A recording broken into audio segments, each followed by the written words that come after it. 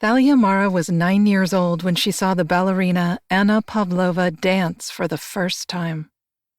"I was speechless for 3 days," she told interviewer Janet Baker Carr over 50 years later. Pavlova was touring the United States during the early 1920s, and her effect on the public was similar to the impression she made on Mara. Magical.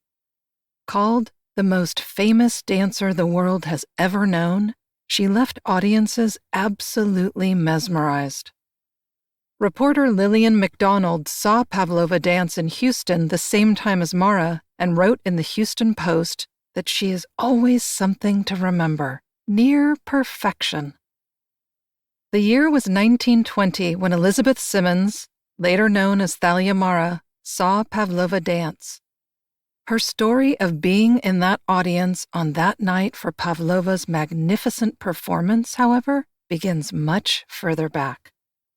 She was born in Chicago to Russian émigré parents named Semyonov on June 28, 1911. Her mother, Lydia Nemenchenko, born in 1892, was from St. Petersburg, but left Russia during the early years of the 20th century after becoming involved with a young Bolshevik group. Her relationship with this group posed a danger to the family and her father's publishing business.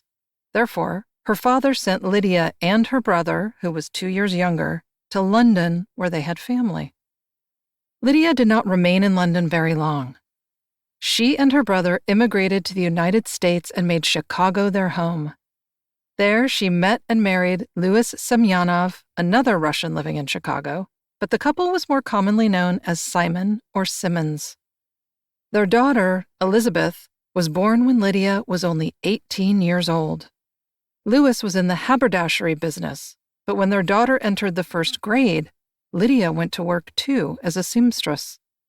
Because she was working full-time, Lydia needed to find activities for her daughter after school.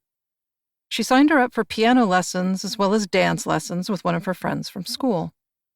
On the weekends, Lydia and Elizabeth stayed busy taking in all the culture that Chicago had to offer: concerts, theaters, and museums.